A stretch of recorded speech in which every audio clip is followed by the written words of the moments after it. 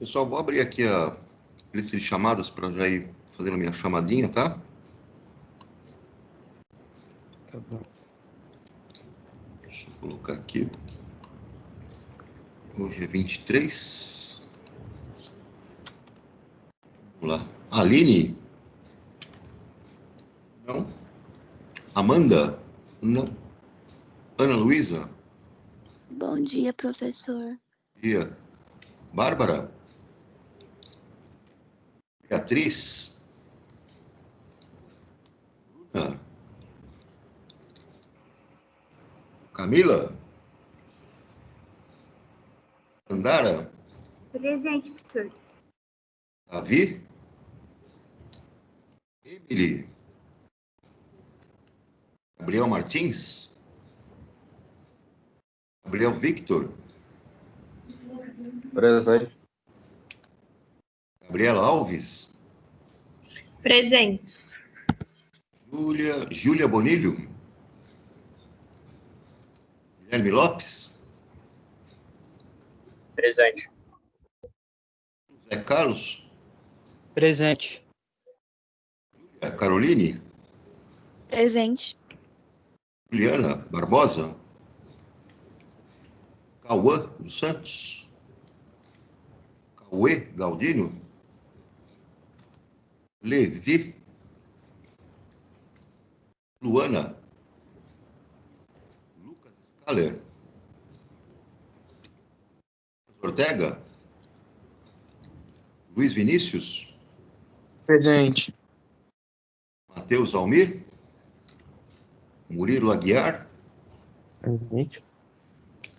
Murilo Cavalcante? Pedro Soares?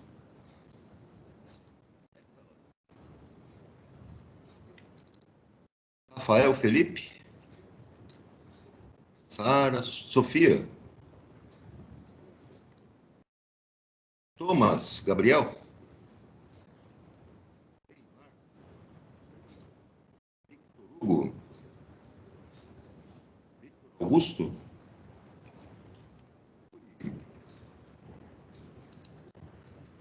Deixa eu ver como é que está aqui.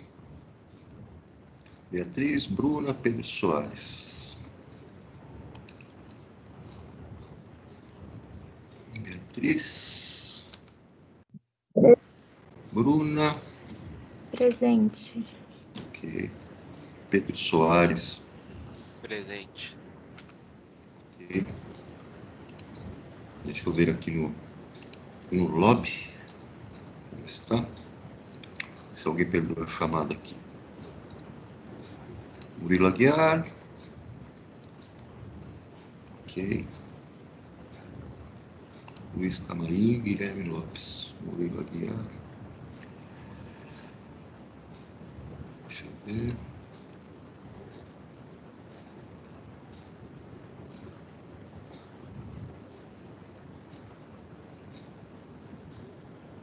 Ok. Voltando lá. Camila.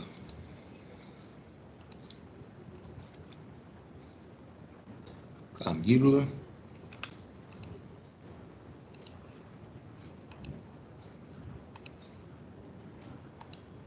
Presente, professor, tô aqui. Ok. Vou ver se não tem mais ninguém.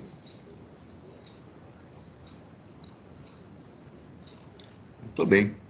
Pessoal, nós paramos lá na provinha do Enem de 2018, não era isso? Isso. Confere? Foi. Acho que é 2017 ou 2018. Eu agora tô confusa. Vou mostrar para vocês aqui.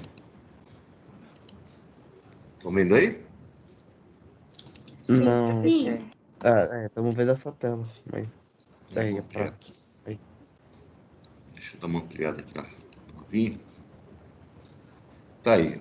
O exercício 102, que falava aqui das partículas microscópicas existentes na atmosfera, nós fizemos, né? Dá uma olhadinha, vê se lembra dela. Sim, nós fizemos. Qual a questão? Questão 102. A gente já fez. Já fiz. E a questão 104 de decaimento radioativo? Acho que nós fizemos. Não. Não. Dá uma olhada nessa questão, Daniel. O enunciado é curto, as respostas são objetivas, sem frescura, valores numéricos. E aí, cara, É. esse conteúdo vocês viram no final da primeira apostila, né? Radioatividade. Fala sobre decaimento radioativo.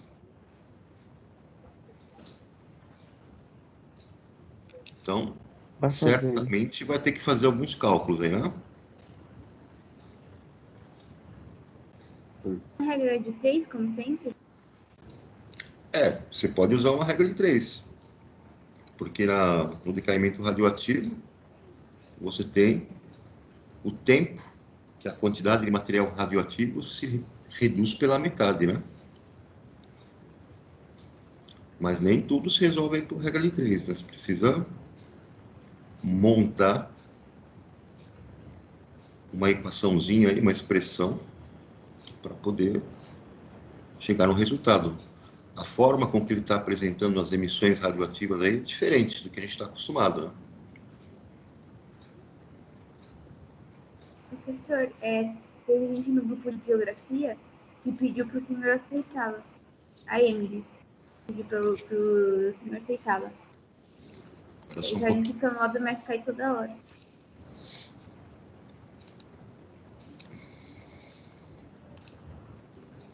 Pronto. Agradeço. Quem mais que está lá no lobby? Vamos ver aqui. E tem duas Emilys. A irmã gêmeas. É. Uma entrou, a outra aqui não sei.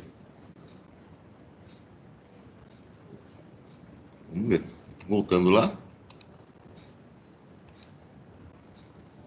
Tá aí, pessoal. 3 minutos. Qual seria a alternativa correta?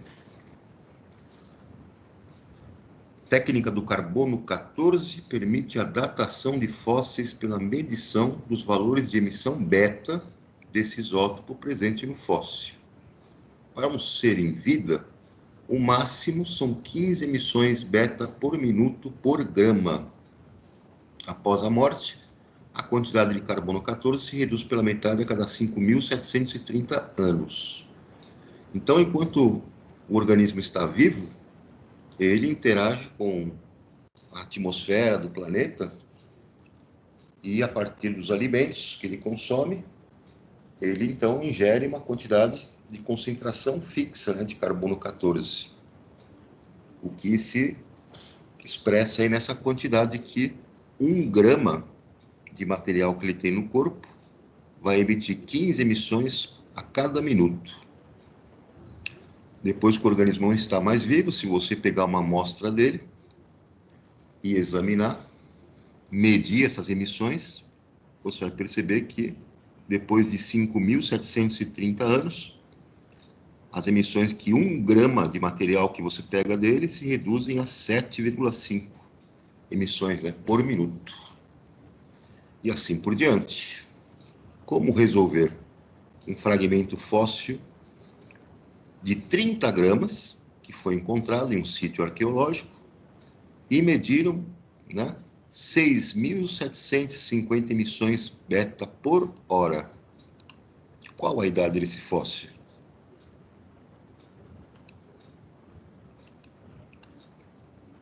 Só um pouquinho aqui, pessoal. É meia vida, algo assim? Essa é a meia-vida, 5.730 anos.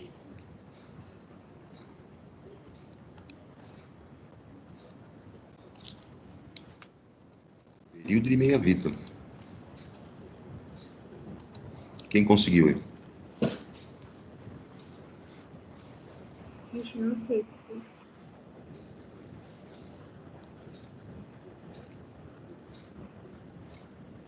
Alguém conseguiu? Pelo visto, eu creio que não. Ou talvez eles estão fazendo. Guarda só mais um pouquinho aqui.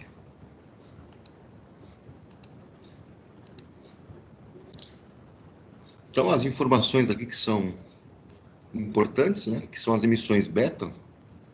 Quando o bichinho está em vida, ele emite 15, né, emissões beta por minuto por grama. Isso aqui é uma divisão, né? Após a morte, a redução, né, é pela metade, a cada 5.730 anos. Isso é o tempo de meia-vida.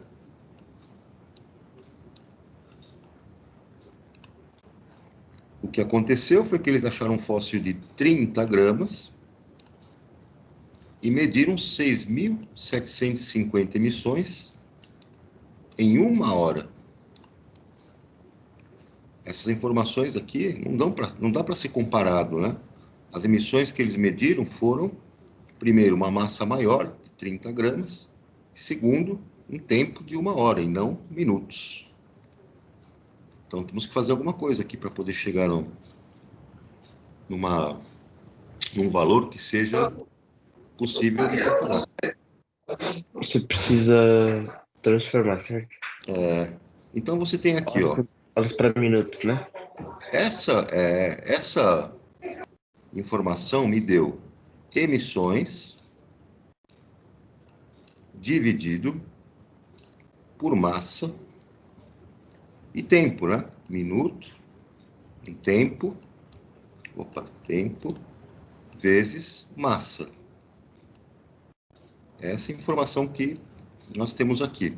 Emissões dividido por tempo vezes massa.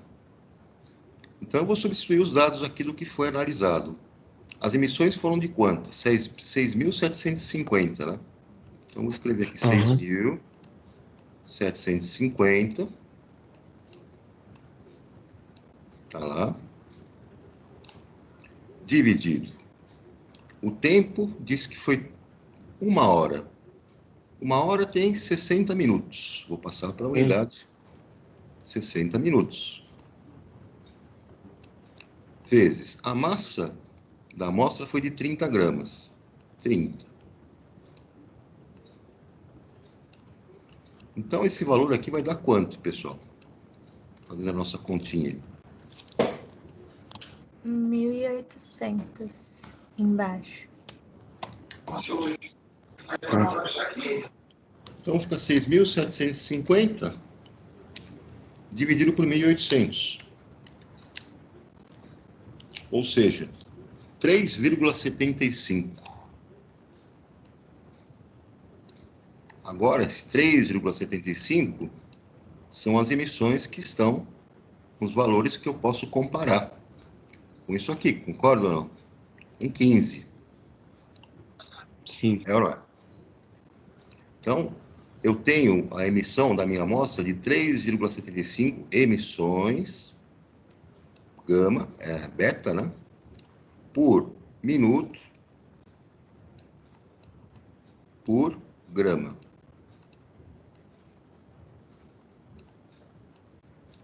Comparando 3,75, que são as emissões do meu fóssil, com as emissões de quando o bicho estava vivo, 15, eu vou fazer a seguinte análise. Quando ele estava vivo, ele emitia quanto? 15, não é isso? Sim. Passou um período de meia-vida, tempo de meia-vida dele. Essa quantidade vai reduzir pela metade, não vai? 7,5. 7,5. Passou outro tempo de meia-vida, e isso vai cair pela metade, não vai? Vai. A metade de 7,5, quanto é que é, pessoal? É 3,75. 3,75. 3,75. Perfeito. Então, veja. Primeira meia-vida que passou é um tempo de quanto? 5.730 anos, não é? Então, aqui, 5.730 anos. Levou todo esse tempo para diminuir pela metade, passar a primeira vida. Na segunda meia-vida, levou mais 5.730 anos. E aí os caras acharam o nosso fóssil, que estava emitindo isso. Portanto, quanto é que dá aí o tempo, né, que esse bichinho aí viveu, né? A idade desse fóssil. 11.460. 11.460. É. Alternativa? C. Sim. C. Difícil ou não? Até que não. Não, só foi bastante curtinho, mas dá pra chegar. Resultado. Então, é uma questão aqui que não tem jeito, não tem como você, a partir das alternativas, né, encontrar nenhum absurdo, porque é tudo valor numérico, uma questão bem objetiva, bem exata, não tem como escapar. Tem que pegar, né, o cerne da questão aí com relação ao cálculo e fazer. Mas não é uma questão difícil, tá, gente? É uma questão aí de você conseguir associar os dados, né? Tranquilo? Tranquilo. Vamos adiante aqui, encontrar uma outra questão. Essa questão aqui do meio ambiente, tá? Vamos deixar aqui para depois, com relação ao gás hidrogênio. Até que poderia fazê-la também. Ela não envolve cálculo, mas envolve mais a leitura, a interpretação do nosso... Demora muito tempo. Assim, não é uma questão difícil, né? É uma questão de bom senso. Mas vamos deixar. Está envolvido também com a parte de biologia aqui, de física, né? Tem uma questão aqui, 106, que vocês são capazes de responder. Dá uma olhada nela. Tem um enunciado relativamente, não é muito longo, mas tem respostas aí bem abrangentes, né? É uma questão que envolve aí a química geral, envolve as propriedades físicas, né, das substâncias. 3 minutos. E é uma questão fácil. Qual que eu estou? 106 ou 108? 106. Sim, é desse.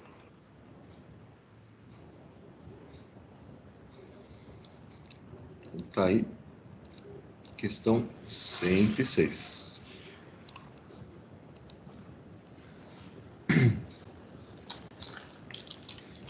A gente já não fez essa? Fizemos? Eu acho que a gente já fez. Na aula passada. Então vamos adiante. Vamos adiante. Vou procurar uma outra aqui. Aqui tem uma questão que envolve multidisciplinar, né? Envolve biologia, envolve química e envolve física. Vamos deixar isso aqui para depois. Outra questão de física, fenômeno da Piracema de biologia, questão de física, questão de biologia, 112, questão de física. Questão 113, fizemos ou não? Não, esse acho que não. Não. Então essa questão dá para vocês encararem, porque envolve, como sempre aparece nas provas do Enem, a questão lá das moléculas serem polares, apolares, solúveis, se são miscíveis, se não são miscíveis, se polar dissolve polar, se apolar dissolve apolar, lembram disso? Sim. Peraí. Tem que ter cuidado aí para você analisar esse fluxograma que foi colocado, né? A respeito do processo. 3 minutinhos aí para vocês. Dá para enxergar todas as alternativas aí? Dá pra chegar.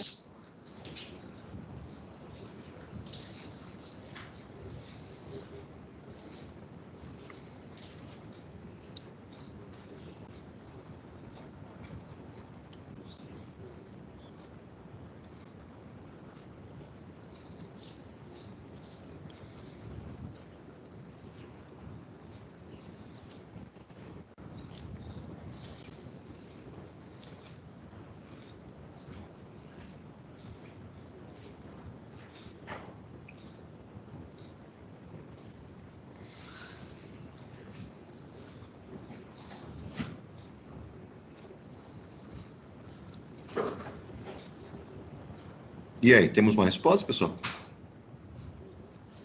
Só um momento.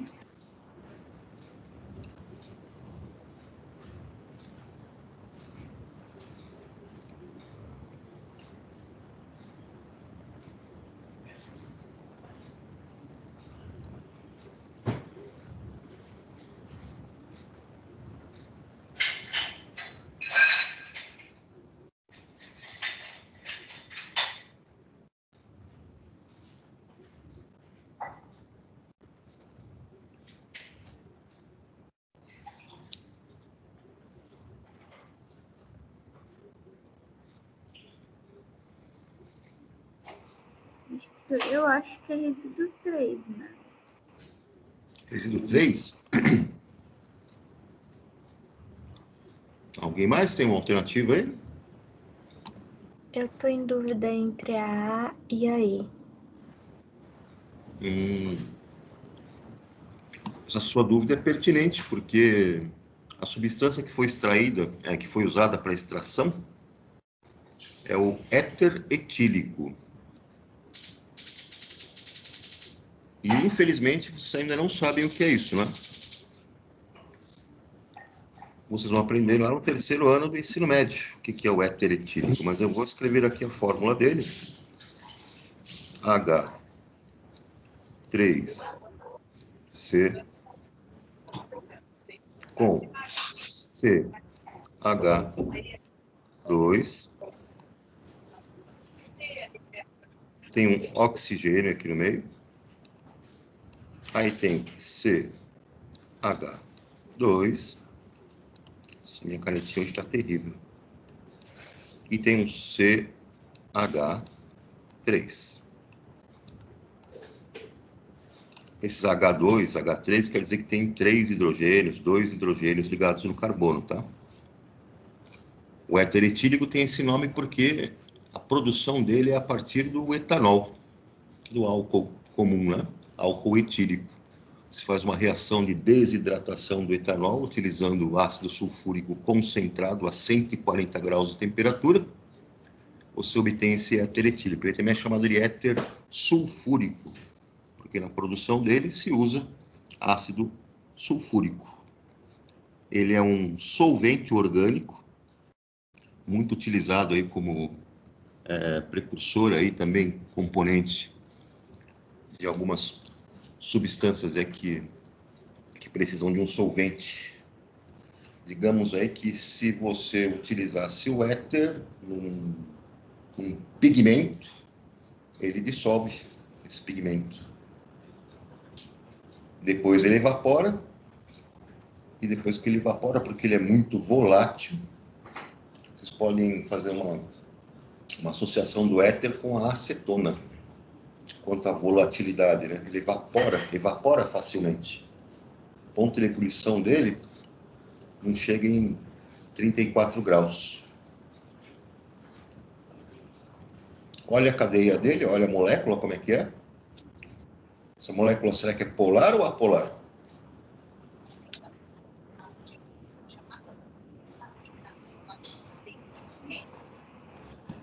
Apolar. Lá, não sei. Se você observar a molécula do éter, você vê que ela é simétrica, né? Tem esse oxigênio aqui. Esse lado é igual a esse lado, né? Então veja que não há deslocamento dos elétrons para ficar em nenhuma ponta, preferencialmente. Então, como a molécula é simétrica, eu não tenho a formação de polos elétricos. Então, essa molécula é apolar. É o primeiro passo, né? Entender o éter etílico. E ele diz aqui no texto o seguinte: a farinha de linhaça dourada é um produto natural que oferece grandes benefícios para o nosso organismo.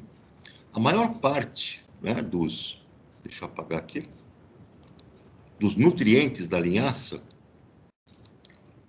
encontra-se no óleo desta semente, rico em substâncias lipossolúveis. Substâncias lipossolúveis são aquelas que têm afinidade de se dissolver em gorduras, lipídios, lipo. E nós sabemos que gorduras, lipídios, óleos são formados por moléculas apolares. Lembram disso? Sim.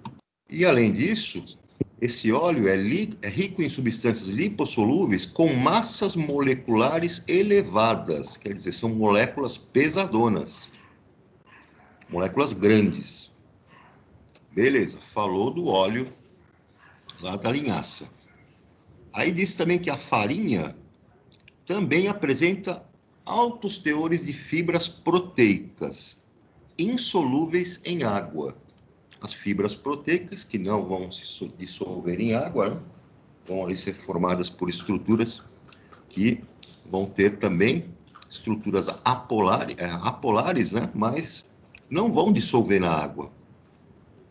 Dentre essas fibras proteicas, tem também celulose na composição, tem vitaminas lipossolúveis, vitaminas que vão se dissolver em gorduras, vitaminas que têm moléculas apolares, vitaminas que se dissolvem em lipídios, em óleos e gorduras, e sais minerais hidrossolúveis, sais minerais que se dissolvem em água. E sais, sabemos que são compostos iônicos que na água vão se dissociar, formar cátion e ânion e vão interagir com as moléculas polares de água, né? Considere o esquema que resume um processo de separação dos componentes principais da farinha de linhaça dourada. Então, pegou a farinha de linhaça aqui, aí colocou o quê? Éter etílico e agitou. Colocou éter etílico, é um líquido que é um solvente apolar. Quem é que vai se dissolver nesse éter etílico de todos esses caras que tem nessa farinha aqui, pessoal? Quem é que vai parar nele? Quem é lipossolúvel, concorda? Sim. E quem que é lipossolúvel nessa farinha que ele citou lá no texto? O óleo. O óleo e quem mais? Vitamina. O óleo e as vitaminas. Perfeito. Aí ele agitou e fez o quê? Uma filtração. Quando ele filtrou, vai passar o líquido pelo filtro e vai ficar o sólido, não vai? Sim. Então, o sólido é o resíduo 1. Quem que é o resíduo 1? Sólido. É aquela parte de celulose, aquela parte de fibras. Concorda ou não? Tirou fora aquela parte. E aí saiu aqui um extrato etéreo, que é a fase orgânica. Esse extrato etéreo está dizendo que é um extrato que tem o quê? Éter. É o que está no éter, concorda? Fase orgânica. Fase orgânica é a fase que eu tenho um líquido orgânico. Essa molécula é uma molécula orgânica, ela tem cadeia carbônica. É um negócio que vocês vão aprender lá no terceiro ano também. Aí ele pegou esse extrato etéreo e fez o quê? Fez uma destilação. Quando ele fez a destilação, o processo de destilação consiste no quê, pessoal? Eu pego lá uma mistura, né, de líquidos e faço o aquecimento. E a partir do ponto de ebulição, eu faço a separação. Aquele que tem ponto de ebulição menor vai sair lá no topo. E o que tem ponto de ebulição maior vai ficar lá no fundo. Vai demorar um pouco mais para ser, né, separado. Então, na destilação, eu tenho dois produtos. Tenho o destilado, é o que vai sair na forma de vapor, primeiro, né, no processo de destilação. E no final eu tenho o resíduo, que é aquele que tem o ponto de ebulição maior. Então, no processo de destilação, eu tenho saindo primeiro o destilado. Quem que eu estou destilando? O mais leve, o mais volátil. E no resíduo vai ficar o mais pesado, o menos volátil. É como se eu colocasse para fazer uma destilação de uma mistura lá de água e álcool. Se o álcool tem ponto de ebulição de 78 e a água tem ponto de ebulição de 100, qual dos dois vai ser separado primeiro como destilado? Qual que vai O álcool. ferver primeiro? O álcool, né? Então, o álcool seria o destilado e a água seria o resíduo. Mas, nesse caso, quem é que está misturado aqui com o éter? Os óleos, né? O óleo de linhaça, não é isso? E as vitaminas. É ou não é? Sim. Ele falou que o óleo, ele tem o quê? Cadeias carbônicas, né, grandes aqui, ó. Massas moleculares elevadas. Então, o óleo de linhaça é mais pesadão do que o éter, que tem essa cadeia carbônica aqui menor. O óleo de linhaça tem uma cadeia carbônica maior, massas moleculares elevadas. Então, ele é menos volátil. O ponto de ebulição dele é maior. Então, quem vai sair no destilado é o éter, mais volátil. E quem vai ficar de resíduo é o óleo, com as vitaminas. Concorda ou não? Sim. Então, qual que é a alternativa aqui? Letra E. Olha lá. Resíduo 4. Resíduo 4. Resíduo 4. É dali que você vai tirar o seu óleo de linhaça com as vitaminas que são lipossolúveis, que também as vitaminas não são voláteis, porque as moléculas delas também são maiores que a do éter. Tranquilo aqui, turma?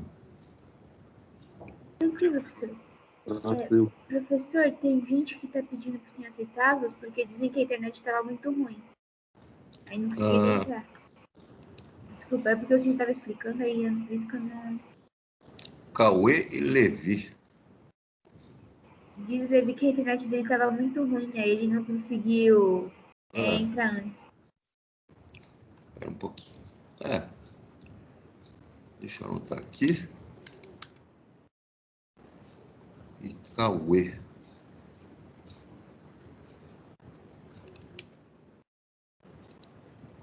Prontinho. Vamos adiante.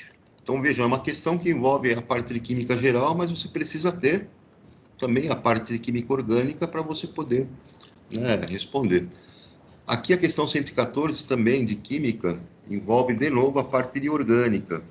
Fala aqui a respeito do biodiesel, que tipo de produto, né, que se forma aqui, ele quer saber, né, com relação ao biodiesel, qual a função orgânica. Vocês não teriam condições de responder isso hoje. Então precisa ter contato com esse conteúdo, né? Não tem como saber o que é éter, éster, cetona, ácido carboxílico, né? Então, vamos adiante. Questão 115, e aí? Fizemos essa ou não? Enunciado curto. Não.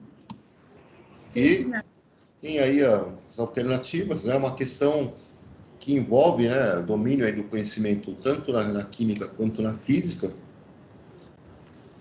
E é uma questão também fácil, mas que você precisa ter um certo cuidado aí para não se confundir. 3 minutinhos aí, pessoal.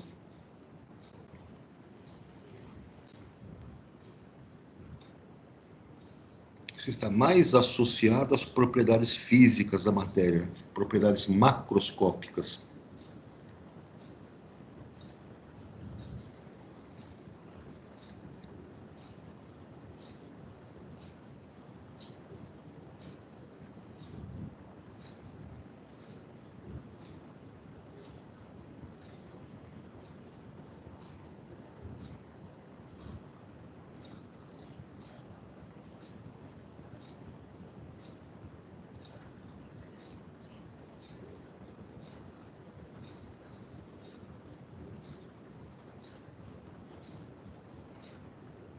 E aí, temos uma resposta? Eu tô gostando de achar que é a A. Mas ele não tem certeza.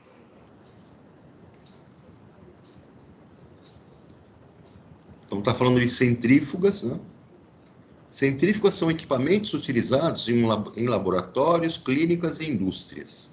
Seu funcionamento faz uso da aceleração centrífuga, obtida pela rotação de um recipiente, e que serve para separação de sólidos em suspensão em líquidos, ou de líquidos misturados entre si.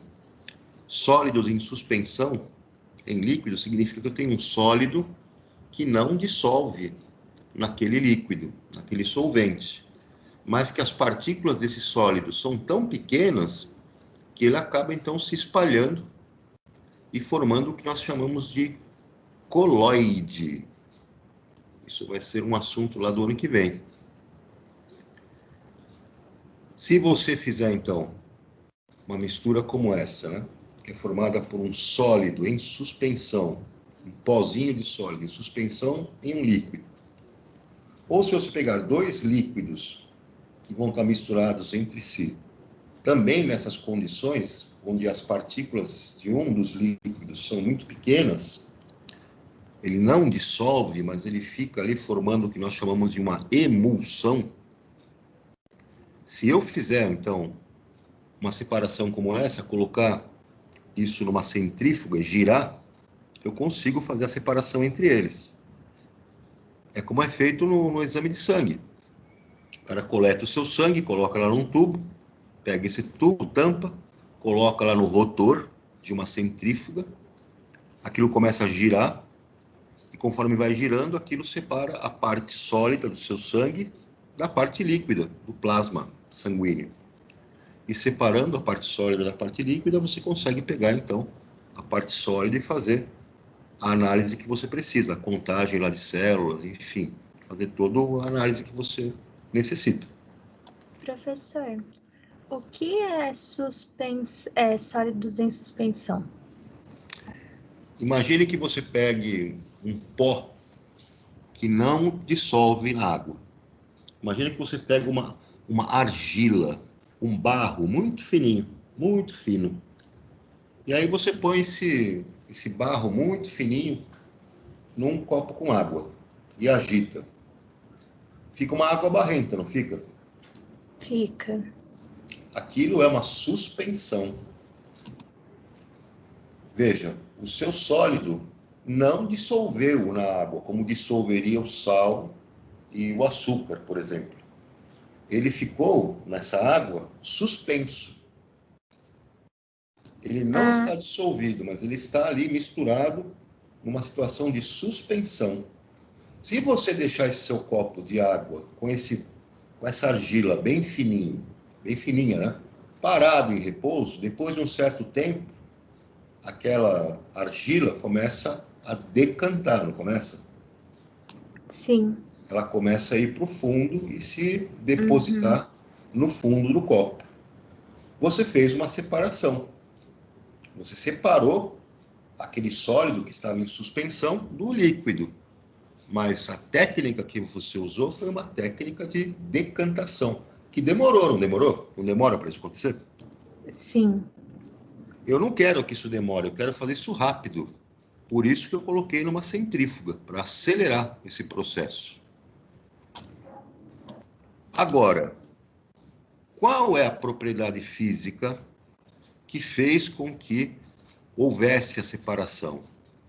Vamos analisar aqui as alternativas, né? Diferente coesão molecular de cada substância, coesão molecular, forças de atração molecular, é disso que ele está falando? Tem alguma coisa a ver, pessoal? Não. Diferentes quantidades de cada substância. Ué, se eu colocar um pouco a mais do sólido ou um pouco a menos, se eu fizer a centrifugação, vai separar do mesmo jeito, não vai? Vai separar uma quantidade maior ou menor, de acordo com as quantidades, mas separa do mesmo jeito, não é isso? Tem alguma coisa a ver? Não. Não.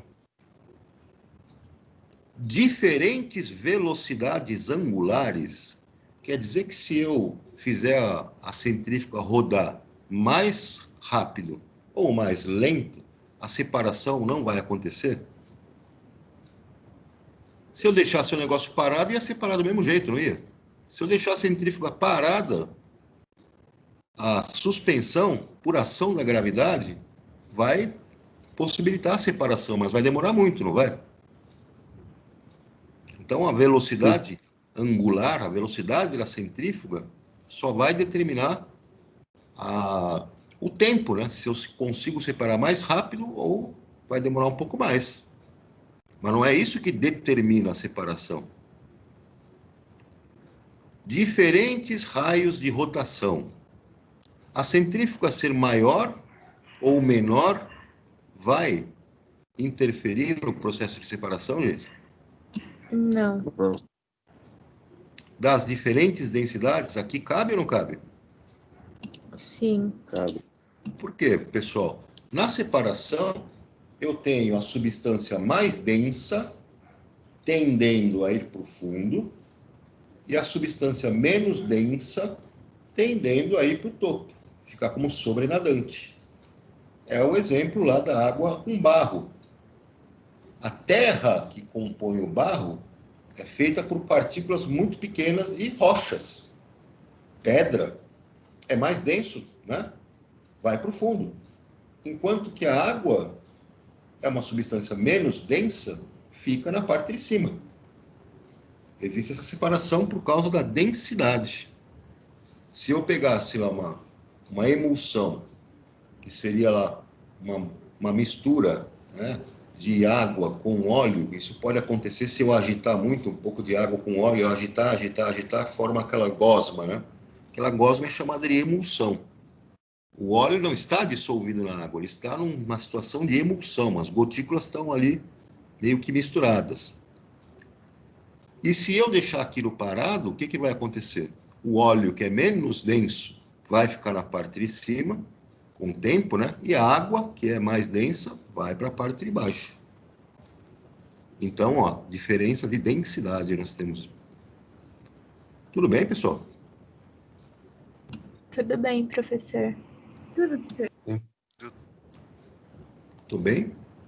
Aqui, então, pelas eliminações que você faz da nossa teoria do absurdo, até que a questão foi boazinha conosco, né? Porque nós ficamos pegando as coisas aqui que não tinham nada a ver, né? No processo.